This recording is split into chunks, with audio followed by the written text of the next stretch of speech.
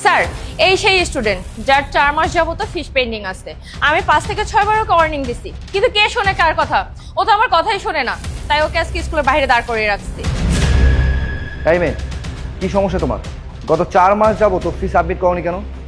Sir, বাড়িতে না কিছু প্রবলেম চলছে, এই কারণে বাবা। বাস, কি বাবা বাবা করছো? হ্যাঁ, তোমার বাবাকে বলবে ফি সাবমিট করতে, আদারওয়াইজ তোমাকে স্কুল থেকে বের করে দেওয়া হবে। স্যার, ওর কথা একদমই বিশ্বাস করবে না।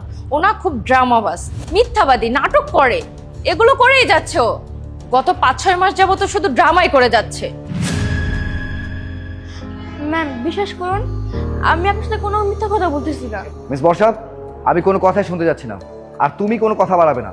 ওর ফাদারকে বলো আজকেই অফিসে ফি সাবমিট করবে। স্যার, গত সপ্তাহে ওর ফাদারের সাথে আমার কথা হয়েছে। 1 নম্বর একটা মিথ্যাবাদী লোক, শুধু আজকাল করে সময় চলে যাচ্ছে, আসার কোনো নাম নেই।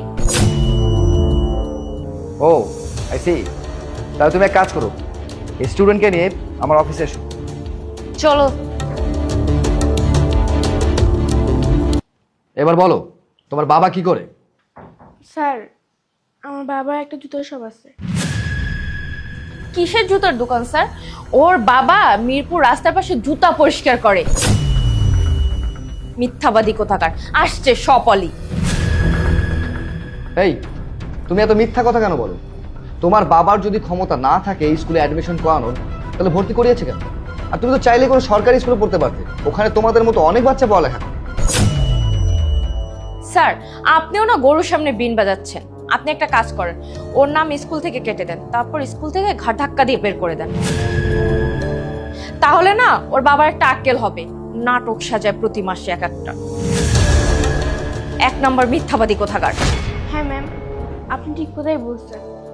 আমার বাবা একটা মিথ্যাবাদী, সে কথায় কথায় মিথ্যা কথা বলে। আচ্ছা ম্যাডাম, আপনাকে কি আমার বাবা একটা মিথ্যা কথা বলবো? জানেন ম্যাডাম, আমার বাবার কাছে না শুধু 1 জোড়া জুতা আছে, তাও আবার জায়গায় জায়গায় ছিটকে।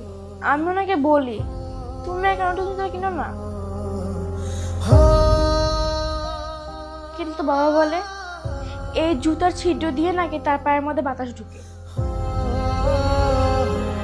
কিন্তু ম্যাম, আমি জানি উনি আমাকে মিথ্যা কথা বলে যাতে উনি টাকা বাঁচাতে পারে। আর ম্যাম, আমি